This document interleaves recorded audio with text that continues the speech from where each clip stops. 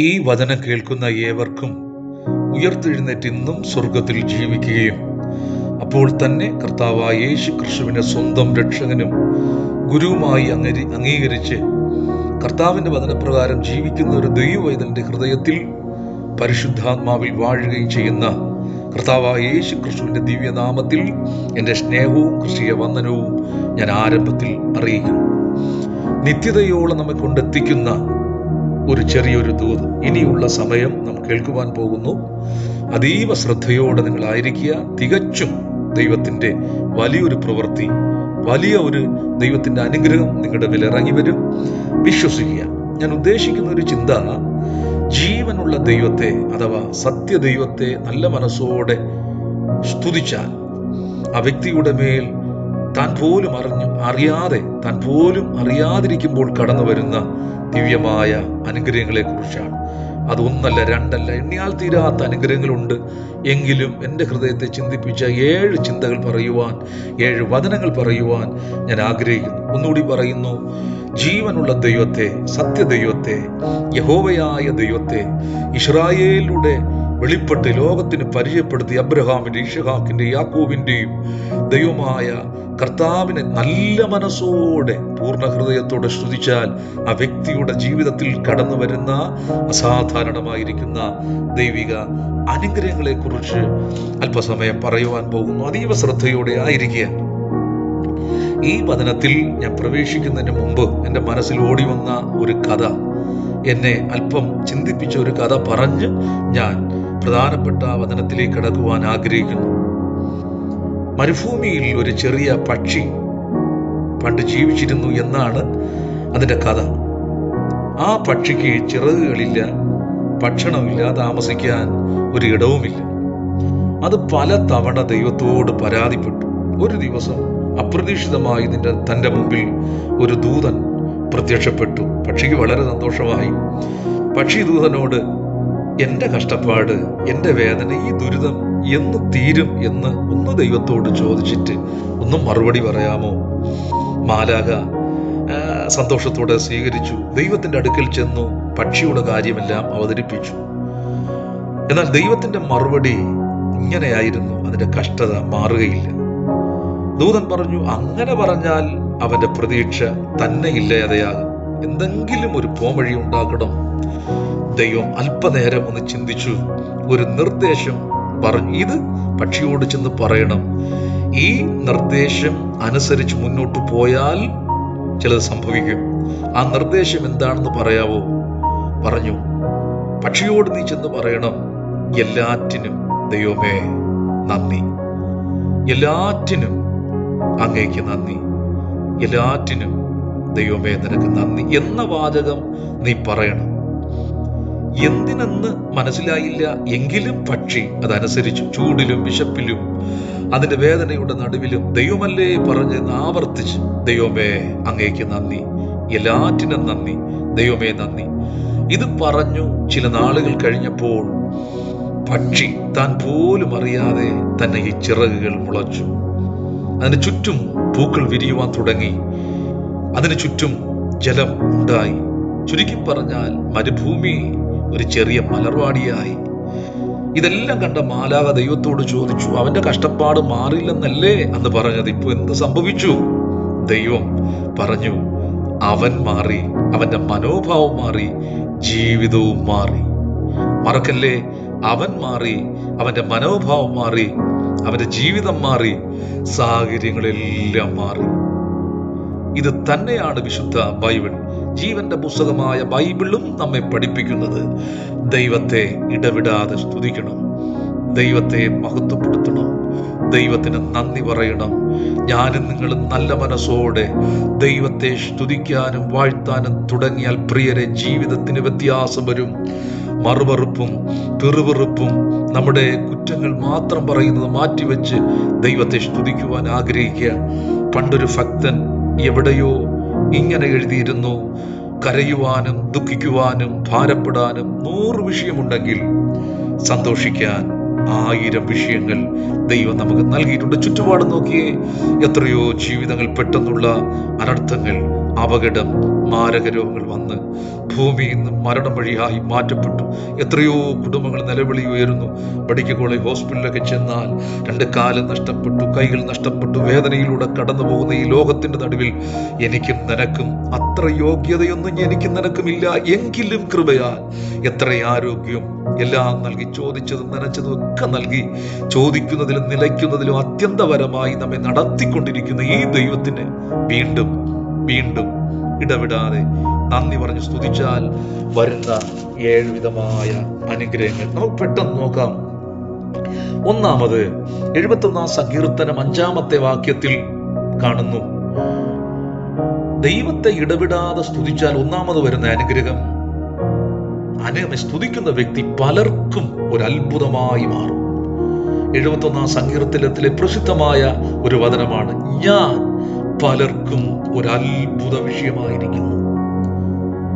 71 സങ്കീർത്തനം വായിച്ചാൽ, ശ്രദ്ധയോട് വായിച്ചാൽ അവിടെ കാണുന്നു, എന്റെ വായി ഇടവിടാതെ സ്തുതി കൊണ്ട്, എന്റെ വായി ഇടവിടാതെ പ്രശംസ കൊണ്ട് നിറഞ്ഞിരിക്കുന്നു, എന്റെ വായി ഇടവിടാതെ നിന്നെ സ്തുതിച്ചുകൊണ്ടിരിക്കുന്നു. അതിന്റെ 15-ാമത്തെ വാക്യത്തിൽ പറയുന്നു, ഞാൻ മേൽക്കുമേൽ നിന്നെ സ്തുതിക്കും, അവയുടെ സംഖ്യ എനിക്ക് അറിഞ്ഞുകൂടാ. എണ്ണിയാൽ തീരാത്ത തരത്തിൽ ദൈവത്തെ സ്തുതിച്ച ആട്ടിടയനായ ദാവീദ് ഇസ്രായേലിന്റെ രാജാവായി ദൈവത്താൽ അനുഗ്രഹിക്കപ്പെട്ടതിന്റെ പിന്നിൽ, ഒന്നുകൂടി പറഞ്ഞാൽ താൻ എല്ലാവർക്കും ഒരു അത്ഭുതമായി മാറുവാൻ കാരണം ദൈവത്തെ സ്തുതിക്കുവാനിടയായി. പ്രിയ ദൈവമക്കളെ, ദൈവത്തെ സ്തുതിക്കുന്ന ഒരു വ്യക്തിയുടെ ജീവിതം അത് വേദന നിറഞ്ഞതായിരിക്കില്ല. പലർക്കും ഒരു അപമാനമല്ല, പരിഹാസമല്ല, മറ്റുള്ളവരുടെ മുമ്പിൽ ഒരു നിന്ദാവിഷയമല്ല. വചനം പറയുന്നു, സ്തുതിക്കുന്നവൻ മറ്റുള്ളവർക്കൊരു അത്ഭുതമായിരിക്കും. ഈ പകൽക്കാല എന്നെ കേൾക്കുന്ന ദൈവമക്കളെ, ലഭിക്കുന്നൊരവസരം, കിട്ടുന്ന ഈ ജീവിതം ദൈവത്തെ സ്തുതിച്ചാൽ, ദൈവത്തെ മഹത്വപ്പെടുത്തിയ, ദൈവത്തെ ആരാധിച്ചാൽ, ബൈബിൾ പറയുന്നു, നിന്റെ സമസ്ത മേഖലകളിലും നീ ഒരു അത്ഭുതമായി മാറും. നിന്റെ സഹോദരങ്ങളുടെ നടുവിൽ, ബന്ധുക്കളുടെ നടുവിൽ, ചർച്ചക്കാരുടെ നടുവിൽ, കൂട്ടുകാരുടെ നടുവിൽ, പഠിക്കുന്ന മറ്റ് സ്നേഹിതന്മാരുടെ നടുവിൽ, ജോലി ചെയ്യുന്ന മേഖലകളിൽ, ഏത് മേഖലകൾ നീ പറയുന്ന നരകം എന്ന് പറഞ്ഞാലും അവിടെ സ്വർഗമാക്കി മാറ്റുവാൻ, ഒന്നുകൂടി പറഞ്ഞാൽ നേരത്തെ പറഞ്ഞതുപോലെ മരുഭൂമിയെ മലർവാടിയാക്കി മാറ്റുവാൻ ഈ ദൈവത്തിന് കഴിയും. എന്ത് ചെയ്യണം? ദൈവത്തെ സ്തുതിക്കണം. ചരിത്രം പഠിച്ചാൽ ആരൊക്കെ ദൈവത്തെ സ്തുതിച്ചിട്ടുണ്ടോ അവരെ ദൈവം ഒരു അത്ഭുത വിഷയമാക്കി മാറ്റിയിട്ടുണ്ട്. ഇന്ന് സമൂഹത്തിൽ ഒരുപക്ഷെ തള്ളപ്പെട്ട, ആർക്കും വേണ്ടാത്ത ക്രിസ്ത്യാനികൾ എന്ന് പറഞ്ഞ, തള്ളപ്പെട്ട പെന്തക്കോസ് അനുഭവമുള്ള അനേകർ ദൈവത്തെ ലജ്ജ കൂടാതെ സ്തുതിക്കുന്നത് കൊണ്ട് അവരെയൊക്കെ അത്ഭുത വിഷയങ്ങളാക്കിക്കൊണ്ടിരിക്കുന്ന ഈ കാലഘട്ടത്തിൽ എന്നെ കേൾക്കുന്ന ദൈവമക്കളെ, ദൈവം എന്ന് പറയുന്നത് ആരുടെയും കുത്തകയല്ല. യേശു ക്രിസ്തു എന്നുള്ളത് സകല മനുഷ്യരുടെയും ദൈവമാണ്. സകല മനുഷ്യർക്കും വേണ്ടി പാപപരിഹാരത്തിനു വേണ്ടി ക്രൂശിൽ യാഗമായി മരിച്ച് 3-ാം നാൾ ഉയർത്തെഴുന്നേറ്റ് ഇന്നും ജീവിക്കുന്ന സത്യദൈവമായ ആ ദൈവത്തെ നീ നല്ല മനസ്സോടെ സ്തുതിക്കാൻ തുടങ്ങിയാൽ നീ പലർക്കും ഒന്നാമത് അത്ഭുതമായിരിക്കും. രണ്ടാമത്, ദൈവത്തെ സ്തുതിച്ചാൽ നിന്റെ ജീവിതത്തിൽ കടന്നു വരുന്ന 2-ാമത്തെ അനുഗ്രഹം, ദൈവം നിനക്ക് സഹായകനായി മാറും. 63-ാം സങ്കീർത്തനം 6-7 വാക്യം വായിച്ചാൽ ഇങ്ങനെ പറയുന്നു, എന്റെ വായി സന്തോഷമുള്ള അതരങ്ങളാൽ നിന്നെ സ്തുതിക്കുന്നു, നീ എനിക്ക് സഹായമായി തീർന്നല്ലോ. ഒന്നുകൂടി പറയുന്നു, എന്റെ വായി സന്തോഷമുള്ള അതരങ്ങളാൽ നിന്നെ സ്തുതിക്കുന്നു, നീ എനിക്ക് സഹായകരമായി തീർന്നുവല്ലോ. തീർച്ചയായും ആരും സഹായിക്കാനില്ല, ആരും കൈ തുറക്കാനില്ല, ആരും നല്ല വാക്ക് പറയുവാനില്ല, ആരും തിരിഞ്ഞു നോക്കുവാനില്ല.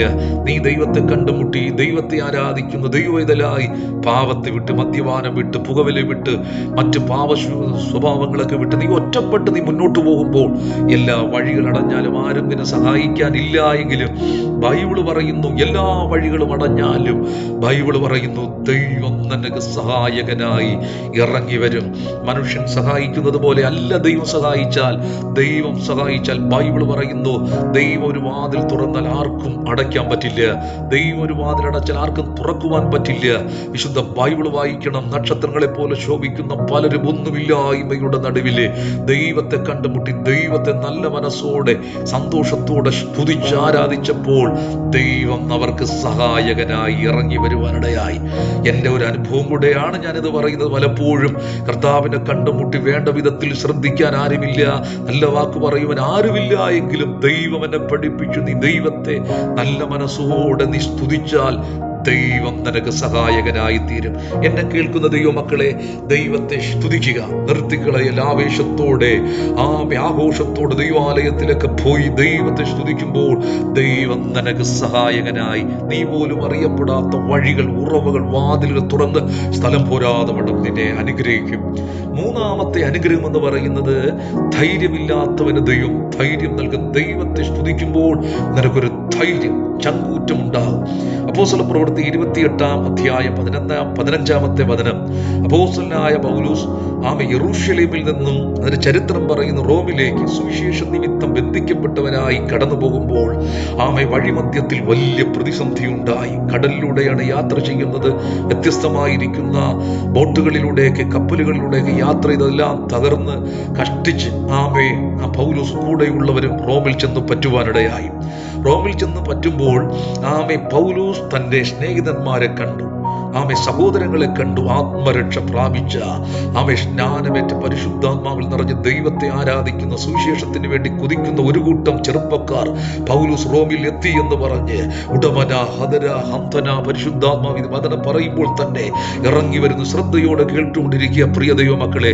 അപ്പോസ്തലനായ പൗലോസ് വളരെ വളരെ വളരെ ഭാരപ്പെട്ട്, ഒരുപക്ഷെ മനസ്സിനകത്തൊരു ധൈര്യം നഷ്ടപ്പെട്ട് മുന്നോട്ട് പോകുമ്പോൾ രക്ഷിക്കപ്പെട്ട ദൈവവൈതലിനെ ഒരു കൂട്ടം ചെറുപ്പക്കാരെ കണ്ടപ്പോൾ പൗലോസിന്റെ മേലൊരു ദൈവത്തിന്റെ കൃപ ഇറങ്ങി വരുവാനിടയായി. ദൈവത്തിന്റെ ശക്തി ഇറങ്ങി വന്നത് മറ്റൊന്നുമല്ല, ഒരു ധൈര്യം, ഒരു ചങ്കൂറ്റം ഇറങ്ങി വരുവാനിടയായി. തന്റെ മേൽ വ്യാപരിച്ച ഒരുപക്ഷെ ഭീതിയും ഭയവും എല്ലാം മാറി താൻ ബലവാനായി മാറി. ബൈബിൾ പറയുന്നു, പിന്നത്തേതിൽ ശേഷിച്ച കാലം പൗലോസ് റോമിൽ സുവിശേഷം പറയുവാനും രക്തസാക്ഷിയായി മാറുവാനും ധൈര്യമുണ്ടാവാൻ കാരണം ദൈവത്തെ സ്തുതിച്ചപ്പോഴാണ്. എന്നെ കേൾക്കുന്ന ദൈവമക്കളെ, ഈ ദിവസങ്ങളിൽ സമയം വേർതിരിച്ച് ദൈവത്തെ സ്തുതിക്കുക. സമയം വേസ്റ്റാക്കി കളയൽ, നഷ്ടപ്പെടുത്തരുത്. ദാവീദിനെ പോലെ, ഭക്തന്മാരെ പോലെ ദൈവത്തെ സ്തുതിക്കുമ്പോൾ നമുക്ക് ധൈര്യമുണ്ടാകും, ചങ്കൂറ്റമുണ്ടാകും. വലിയ വലിയ കാര്യങ്ങൾ പറയുവാൻ നമുക്ക് പറ്റും. എബ്രായ ലേഖനം 10:35 പറയുന്നു, അതുകൊണ്ട് മഹാപ്രതിഫലമുള്ള നിങ്ങളുടെ ധൈര്യം തള്ളിക്കളയരുത്. ഈ ധൈര്യം എന്ന് പറയുന്നത് ദൈവത്തിന് മുമ്പിൽ മഹാപ്രതിഫലമുള്ളതാണ്. ഇന്ന് പലർക്കും ക്രിസ്തുവിനെ കണ്ടെത്തി സ്വന്തം രക്ഷിതാവായി സ്വീകരിക്കാൻ ഒരു ധൈര്യമില്ല. മുഴുകൽ സ്നാനം, യേശുവിനെ പോലെ മുഴുകൽ സ്നാനമേൽക്കുവാൻ ധൈര്യമില്ല. പരിശുദ്ധാത്മാവിൽ അന്യഭാഷയിൽ ദൈവത്തെ ആരാധിക്കുവാൻ, സുവിശേഷം പറയുവാൻ അറിയാമെങ്കിലും പറയുവാൻ ധൈര്യമില്ല. കാരണം എന്താണ്? ദൈവത്തെ സ്തുതിക്കുന്നില്ല. ഈ ദിവസങ്ങളിൽ ദൈവസന്നിധിയിൽ ഏർപ്പെട്ടിരുന്ന ദൈവത്തെ സ്തുതിക്കുമ്പോൾ ഒരു പ്രത്യേക ഒരു ആത്മാവിന്റെ ശക്തി ഇറങ്ങി വരും, ധൈര്യം. നാലാമത്, ദൈവത്തെ സ്തുതിക്കുമ്പോൾ ലഭിക്കുന്ന അനുഗ്രഹങ്ങൾ എന്താണ്? ലൂക്കോസിന്റെ സുവിശേഷം 1:44 പറയുന്നു, സക്രിയാവ് വായും നാവും തുറന്ന് ദൈവത്തെ സ്തുതിച്ചപ്പോൾ ചുറ്റുപാടും ഉള്ളവർക്ക് ഭയവും ഭീതിയും ഉണ്ടായി. യോഹന്നാൻ സ്നാപകന്റെ പിതാവായിരിക്കുന്ന സക്രിയാവ് എന്ന് പറയുന്ന പുരോഹിതൻ, ന്യായപ്രമാണത്തിലെ അവസാനത്തെ പുരോഹിതൻ എന്ന് വേണമെങ്കിൽ നമുക്ക് ചിത്രീകരിക്കാം. സക്രിയാവിന്റെ ജീവിതം പലപ്പോഴും ക്രിസ്ത്യാനികൾ, ബൈബിൾ വായിക്കുന്നവർക്കറിയാം. ദൈവത്തിന്റെ വാഗ്ദത്തം അവിശ്വസിച്ചതുകൊണ്ട് ദൂതൻ പറഞ്ഞു, നിനക്ക് നന്മ ലഭിക്കുന്നത് വരെ ഈ വാഗ്ദത്തം നിവർത്തി വരുന്നത് പോലെ നീ ഊമനായി നീ പാർക്കും. വാഗ്ദത്ത സന്തതിയായിരിക്കുന്ന തന്റെ മകൻ ജനിച്ചപ്പോൾ സന്തോഷത്തിന്റെ ആധിക്യത്താൽ താൻ നാവും വായും തുറന്ന് ദൈവത്തെ സ്തുതിച്ചു, ദൈവത്തെ മഹത്വപ്പെടുത്തി, ദൈവത്തെ ഒന്ന് ആരാധിച്ചപ്പോൾ അവിടെ എഴുതിയിരിക്കുന്ന ചുറ്റുപാടുമുള്ളവർക്ക് ഭയമുണ്ടായി, ഭീതിയുണ്ടായി. നോക്കണമേ, ചുറ്റുപാടുമുള്ളവർ ഒരുപക്ഷെ എല്ലാവരും ദൈവമക്കളാകണമെന്നില്ല, എല്ലാവരും ദൈവത്തെ സ്നേഹിക്കുന്നവരാകണമെന്നില്ല. ദൈവത്തെ അറിഞ്ഞുകൂടാത്ത പാപികൾ കണ്ടേക്കാം, മദ്യപാനികൾ കണ്ടേക്കാം, മന്ത്രവാദം ചെയ്യുന്നവർ കണ്ടേക്കാം, വ്യത്യസ്തമായിരിക്കുന്ന തൊഴിൽ ഏർപ്പെട്ടിരിക്കുന്നവർ ഉണ്ടായിരിക്കാം. ദൈവസ്നേഹം എന്തെന്ന് അറിഞ്ഞുകൂടാ ദൈവത്തെ കുറ്റം പറയുന്നവർ കണ്ടേക്കാം. പക്ഷേ ദൈവസഭയിൽ വരാത്തവരായിരിക്കാം. അതൊക്കെ അവിടെ നിൽക്കട്ടെ. നീ നാവും വായും തുറന്ന് ദൈവത്തെ സ്തുതിക്കുമ്പോൾ നിന്റെ വായിൽ നിന്നും കടന്നു വരുന്ന വചനത്തിലൂടെ വെളിപ്പെടുന്ന, വായിലൂടെ കടന്നു വരുന്ന സ്തുതിയുടെ ശക്തി ദേശത്തിൽ വ്യാപരിച്ച് കേൾക്കുന്നവർക്ക് ഭീതിയും ഭയവും ഉണ്ടായി അവരും ദൈവസന്നിധിയിൽ കടന്നു വന്ന് ദൈവത്തെ ആരാധിക്കുവാനും പ്രാർത്ഥിക്കുവാനും ഇടയാകും. ഇവിടെ സക്കറിയാവ് വായും നാവും തുറന്ന് ദൈവത്തെ സ്തുതിച്ചപ്പോൾ അവൻ ചുറ്റുപാടുമുള്ളവർക്ക് ഭീതി ഉണ്ടായി, ഒരു ദൈവത്തിന്റെ ഭയമുണ്ടായി. ദൈവഭയമില്ലാത്ത ദേശങ്ങൾ, ഗ്രാമങ്ങൾ, പട്ടണങ്ങൾ, രാജ്യങ്ങൾ നശിച്ചുകൊണ്ടിരിക്കുമ്പോൾ ഈ ശബ്ദം കേൾക്കുന്ന ദൈവവേദനയെ നിനക്ക് ചുറ്റുമുള്ളവർക്ക് ചുറ്റുപാടുമുള്ളവർ ഭയമുണ്ടായി. ദൈവകൃപയിൽ കടന്നു നിത്യതയിലെത്തുവാൻ നീ ദൈവത്തെ സ്തുതിക്കുന്നതിൽ കുറവ് വരുത്തരുത്. ദൈവത്തെ സ്തുതിച്ചാൽ കടന്നു വരുന്ന 4ാമത്തെ അനുഗ്രഹം, ചുറ്റുപാടുമുള്ളവർക്ക് ഭയമുണ്ടാകും. 5ാമത്തെ അനുഗ്രഹങ്ങളിൽ 103 സങ്കീർത്തനം 1-2 വായിക്കുമ്പോൾ ഇങ്ങനെ പറയുന്നു, എൻ മനമേ യഹോവയെ വാഴ്ത്തുക. ദൈവത്തെ വാഴ്ത്തിയാൽ കടന്നു വരുന്ന ഒരു അനുഗ്രഹം, അവന്റെ അകൃത്യമൊക്കെയും മോചിക്കുന്നു. ദൈവത്തെ സ്തുതിക്കുന്നവന് ദൈവം കൊടുക്കുന്ന ഏറ്റവും വലിയ അനുഗ്രഹങ്ങളിൽ ഒന്ന്, അവനെ ഭൂമി ജീവിക്കുമ്പോൾ അവന്റെ പാപങ്ങൾ മോചിച്ചു കൊടുക്കുന്നു. പാപമോചനം എന്ന് പറയുന്നത് നിസാര കാര്യമല്ല. ഈ ലോകത്തിൽ ലഭിക്കുന്ന ഏറ്റവും വലിയ അനുഗ്രഹം എന്തെന്ന് ചോദിച്ചാൽ ഒരു വലിയ വീട് വയ്ക്കുന്നതല്ല, കാറ് കിട്ടുന്നതല്ല, MLA ആകുന്നതല്ല, മന്ത്രിയാകുന്നതല്ല, വിദേശ രാജ്യങ്ങളിൽ പോകുന്നതല്ല. പ്രിയരെ, എന്തെല്ലാം ഉണ്ടെങ്കിലും അത് നന്മ തന്നെയാണ്, അനുഗ്രഹം തന്നെയാണ്, ഒരിക്കലും മാറ്റമില്ല. പക്ഷേ സ്വർഗത്തിലെ ദൈവത്തിന്റെ മുമ്പിലുള്ള ഏറ്റവും വലിയ അനുഗ്രഹം ഈ ലോകത്തിലും പരലോകത്തിലും തന്റെ ജീവിതത്തിലെ പാപങ്ങൾ മോചിച്ചു കിട്ടുക, പാപമോചനം ലഭിക്കുന്നത് പോലത്തെ ഒരു ഭാഗ്യം. അതാണ് ഏറ്റവും വലിയ അനുഗ്രഹം എന്ന് പറയുന്നത്. പാപം മോചിക്കാത്ത ക്രിസ്തുവിലൂടെ പാപം മോചിക്കാത്തൊരു വ്യക്തിയുടെ ജീവിതം ഈ ലോകം മുഴുവനും വാഴ്ത്തിയാലും മരണത്തോടുകൂടെ ഈ ദിവസങ്ങളിൽ പ്രഭുക്കന്മാർ, വലിയ വലിയ ആൾക്കാർ മരിക്കുമ്പോൾ ഈ സമൂഹം ആദരിക്കപ്പെടുന്ന, സമൂഹം ആരാധിക്കുന്ന വ്യക്തികളൊക്കെ മരിക്കുമ്പോൾ അവന്റെ അവസാന വാക്കുകളൊക്കെ നമ്മൾ കേൾക്കാറുണ്ട്. ഇത് ഈ സ്തോത്ര ഹോസ്പിറ്റൽ കൊണ്ട്, ഈ ICU കൊണ്ട് തീരുന്നതാണ്, അത്രയേ ഉള്ളൂ. എന്ത് നേടിയാലും, എത്ര ട്രോഫി നേടിയാലും, എത്ര അവാർഡുകൾ നേടിയാലും അതുകൊണ്ട് തീരുമെന്ന് നിരാശയോട് കണ്ണുകളടച്ച് ഒരുപക്ഷെ വിശുദ്ധ ബൈബിള് പറയുന്നു. അങ്ങനെ അല്ല പ്രിയരേ, സ്തോത്രം. പാപമോചനം പ്രാപിച്ച ഒരു ദൈവത്തിന്റെ പൈതലിന്റെ ആത്മാവ് മരണശേഷം അത് നിത്യതയിലേക്ക് പ്രവേശിക്കും. നിത്യതയിലേക്ക് പ്രവേശിക്കണമെങ്കിൽ വാസ്തവമായി പാപമോചനം പ്രാപിക്കണം. ഈ ലോകത്തിൽ നല്ലൊരു ശതമാനം ആൾക്കാർ ക്രിസ്തുവിലൂടെ പാപമോചനം പ്രാപിച്ച് മുന്നോട്ട് നീങ്ങുമ്പോൾ ഇന്ന് പകൽക്കാലം വചനം പറയുന്നത്, നല്ല മനസ്സോടെ ദൈവത്തെ സ്തുതിച്ചാൽ, ദൈവത്തെ വാഴ്ത്തിയാൽ ദൈവത്തിന്റെ പാപങ്ങളെ മോചിക്കും. 103 സങ്കീർത്തനത്തിൽ പറയുന്നത്, എൻ മനമേ യഹോവയെ വാഴ്ത്തുക, എന്റെ സർവാന്തരംഗമേ അവന്റെ വിശുദ്ധ നാമത്തെ വാഴ്ത്തുക. എൻ മനമേ യഹോവയെ വാഴ്ത്തുക, അവന്റെ ഉപകാരം ഒന്നും മറന്നു പോകരുത്. അവൻ നിന്റെ അകൃത്യമൊക്കെയും, ഒരകൃത്യമല്ല, നിന്റെ മദ്യപാനം മാത്രമല്ല, നിന്റെ മുഖവലി മാത്രമല്ല, നിന്റെ രക്തത്തിൽ കലർന്നിരി പിതാക്കന്മാരിൽ നിന്നിലേക്ക് കടന്നു വന്ന സകല അകൃത്യവും, സകല പാവങ്ങളും നീ പോലും അറിയാതെ മാഞ്ഞു പോകും എന്ന് ബൈബിൾ ഗ്യാരണ്ടി പറയുന്നു. 6ാമത്തെ അനുഗ്രഹം എന്തെന്ന് ചോദിച്ചാൽ, യേശു കർത്താവ് ഒരിക്കൽ ശുശ്രൂഷാവേളയിൽ മരുഭൂമിയിൽ നിന്ന് പ്രസംഗിക്കുന്നു. വചനം കേൾക്കുവാൻ 5000 പുരുഷന്മാർ കടന്നു വന്നു. അതിന്റെ ഇരട്ടിയായി ഒരുപക്ഷെ സ്ത്രീകളും കുട്ടികളും കണ്ടേക്കാം. 10,000 ജനങ്ങൾ കൂടിയിരിക്കുന്ന വേദി. ജനങ്ങളെല്ലാം വചനം കേട്ട് 1 ദിവസമായി, 2 ദിവസമായി, 3 ദിവസമായി ജനങ്ങൾ കടന്നു പോകുന്നില്ല. ദൈവവചന പ്രസംഗം കഴിഞ്ഞു. യേശുവിന്റെ മനസ്സലിഞ്ഞു. ശിഷ്യന്മാരോട് പറഞ്ഞു, ഇവർക്ക് ഭക്ഷിക്കാൻ എന്തെങ്കിലും കൊടുപ്പി. ശിഷ്യന്മാർ പറഞ്ഞു, ഇവിടെ ഒന്നുമില്ല. അവർ അന്വേഷിച്ച് കണ്ടെത്തി, ഒരു ബാലകന്റെ കയ്യിൽ 5 അപ്പവും 2 മീനും. യേശുവിനെ അറിയിച്ചു. യേശു പറഞ്ഞു, അതിനെ കൊണ്ടുപോവാ. യേശു ജനത്തിന്റെ നടുവിൽ നിന്ന് ഈ 5 അപ്പവും 2 മീനും എടുത്ത് സ്വർഗത്തിലേക്ക് നോക്കി. അടുത്തെഴുതിയിരിക്കുന്നു, അതിനെ ഒന്ന് വാഴ്ത്തി, അതിനൊന്ന് നുറുക്കി 5 അപ്പവും 2 മീനും വർദ്ധിക്കാൻ തുടങ്ങി. വർദ്ധിച്ച് അത് കടന്നു എല്ലാവർക്കും തൃപ്തിയോടെ കൊടുക്കുവാനിടയായി. ദൈവത്തെ സ്തുതിച്ചാൽ അടുത്തു വരുന്ന അനുഗ്രഹം ഒരു വർധനവാണ്. ഇന്ന് പകൽ ഈ ശബ്ദം കേൾക്കും, ജീവിതം ശൂന്യമാണ്, ഒരു വർധനവില്ല. ബുദ്ധിയിൽ വർധനവില്ല, വിദ്യാഭ്യാസത്തിൽ, ജോലിയിൽ, സമ്പത്തിൽ, ഒന്നിലും വർധനവില്ല. ഇന്ന് പകൽക്കാലം ആത്മാവിൽ പറയട്ടെ, വർധനവുണ്ടാകണമെങ്കിൽ ദൈവത്തെ സ്തുതിക്കണം. ചില വീടുകളിൽ അപ്പനും അമ്മയും 2 മക്കളും, ഒരിക്കലും കുഞ്ഞുങ്ങളുടെ വിവാഹം നടക്കുന്നില്ല. അവിടെയൊക്കെ വിളിച്ച് പ്രാർത്ഥിക്കാറുണ്ട്. എന്നെ മാത്രമല്ല, ദൈവദാസന്മാരെയൊക്കെ വിളിക്കുക, വിടും കുടുംബത്തിൽ ഒരു വിവാഹം നടക്കാൻ വേണ്ടി ഞങ്ങളെപ്പോലുള്ളവർ ചെന്ന് പ്രാർത്ഥിക്കാറുണ്ട്. പ്രാർത്ഥിച്ച് അവരെ ഉപദേശിച്ച് ദൈവകൃപയിലേക്ക് നടത്തി അവർ പ്രാർത്ഥിക്കാനും ആരാധിക്കാനും ദൈവത്തെ സ്തുതിക്കാനൊക്കെ തീരുമാനമെടുക്കുമ്പോൾ അവർ പോലും അറിയാതെ കുഞ്ഞുങ്ങളുടെ വിവാഹം നടക്കുന്നു. 2 കുഞ്ഞുങ്ങളുടെയും വിവാഹം നടക്കുമ്പോൾ അവിടെ അംഗസംഖ്യ വർദ്ധിക്കുന്നു. 2 പേർ വിവാഹം കഴിക്കുമ്പോൾ 2 കൂടെ വർദ്ധിക്കുന്നു, 4 മാറി. എണ്ണപ്പെട്ട മാസങ്ങളോ വർഷങ്ങളോ കഴിയുമ്പോൾ തലമുറകൾ ലഭിക്കുന്നു. ആദ്യം വെറും 4 പേരായിരുന്ന കുടുംബത്തിൽ ഇപ്പൊ 4 ആയി, 8 ആയി, 10 ആയി, 20 ആയി. കുഞ്ഞുങ്ങളുടെ വർധനവ്. ആത്മാവിൽ പറയട്ടെ, എത്രയോ സംഭവങ്ങൾ ശൂന്യത മാറുന്നതാണ്. ദൈവത്തെ സ്തുതിക്കുമ്പോൾ അത്ഭുതങ്ങൾ വർധനവുണ്ടാകും. ഈ പകൽക്കാല സമസ്ത മേഖലകളിൽ ഈ ശബ്ദം കേൾക്കുന്നതിനൊരു വർധന ഉണ്ടാകുവാൻ ദൈവത്തെ സ്തുതിക്കണം. 7-ാമതായി പറഞ്ഞു നിർത്തട്ടെ. മത്തായി സുവിശേഷം 26:30. കർത്താവായ യേശു ക്രിസ്തു ക്രൂശീകരണത്തിന് തൊട്ടു മുമ്പേ അത്താഴം കഴി ശിഷ്യന്മാരുമായി അവർ സ്തോത്രം പാടി ദൈവത്തെ വാഴ്ത്തി ഒലിവുമലയിലേക്ക് കടന്നുപോയി മുഴങ്കാലും അടക്കി പ്രാർത്ഥിച്ചു. കർത്താവ് അവിടെ എഴുതിയിരിക്കുന്നു, തന്നെ ക്രൂശീകരണം എന്ന് പറയുന്ന ഭയാനകമായിരിക്കുന്ന അനുഭവം, സർവ്വലോകത്തിന്റെയും മനുഷ്യരുടെ പാവം വഹിക്കുന്ന അതിഭയങ്കരമായിരിക്കുന്ന ആ സംഭവത്തിൽ ഒരു ശക്തി, ഒരു ആത്മശക്തി പ്രാപിക്കാൻ ഇതാ കർത്താവ് സ്തോത്രം പാടി ഒലിവുമലയിലേക്ക് മുഴങ്കാലും അടക്കുമ്പോൾ തന്നെ ബലപ്പെടുത്തുവാൻ ഒരു ദൂതൻ ഇറങ്ങി വന്നു. ഇത് ഞാൻ പറയുന്നത് ഒരു മനുഷ്യൻ ആയിരുന്നു എങ്കിൽ, നമ്മുടെ കർത്താവായ യേശു ക്രിസ്തു ദൈവമായിരുന്നവൻ മനുഷ്യരൂപത്തിൽ ഭൂമിയിൽ മനുഷ്യനെ രക്ഷിക്കാൻ കടന്നു വന്നു. കർത്താവ് തീർച്ചയായും മനുഷ്യനായിരുന്നു.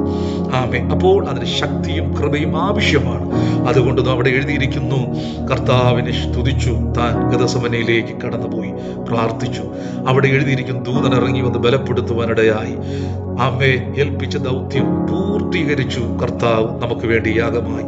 പിന്നിൽ ഒരു ചിന്ത, യേശു സ്തോത്രം പാടി ഒലിവുമലയിലേക്ക് കടന്നുപോയി. ആ ക്രൂശീകരണത്തെ ഫേസ് ചെയ്യുവാനിടയായി. എന്നെ കേൾക്കുന്ന ദൈവമക്കളെ, ദൈവത്തെ സ്തുതിക്കുമ്പോൾ എവിടെന്നോ വരുന്നത് പോലെ, എവിടെന്നോ നമ്മുടെ ജീവിതത്തിൽ കടന്നു വരുന്നത് പോലെ ഒരു ആത്മാവിന്റെ ശക്തി, ഒരു കൃപ, എന്തും തരണം ചെയ്യുവാനുള്ള ഒരു ആത്മാവിന്റെ കൃപ സ്വർഗത്തിൽ നിന്ന് ഇറങ്ങി വരും. ആകയാൽ എന്നെ കേൾക്കുന്ന പ്രിയ മക്കളെ, ഈ ശബ്ദം കേൾക്കുന്ന നിങ്ങൾ എന്തെല്ലാം പ്രതികൂലത്തിലൂടെ കടന്നുപോയാലും, എത്ര തന്നെ വേദനയിലൂടെ, ആർക്കും പരിഹരിക്കാൻ കഴിയാത്ത വേദനയിലൂടെ കടന്നുപോയാലും, ശപിക്കപ്പെട്ട ഒരു വ്യക്തിയായിരുന്നാലും ദൈവത്തെ സ്തുതിക്കാൻ ആരംഭിച്ചാൽ, ഒന്നാമത് പറയുവാനിടയായി, എന്റെ ദൈവം തന്നെ നീ ഒരു അത്ഭുത വിഷയമായി മാറും. അനേകർക്ക് അത്ഭുത വിഷയമായി മാറും. ഇന്നലെ വരെ നിന്റെ ജീവിതം തകർന്നതും നുറുങ്ങിയതുമായിരിക്കാം, എന്നാൽ വരും ദിവസങ്ങളെ അത്ഭുത വിഷയമായി മാറും. നിന്നെ സഹായിക്കാൻ നീ പോലും അറിയാത്ത കരങ്ങളെ ദൈവം എഴുന്നേൽപ്പിക്കും.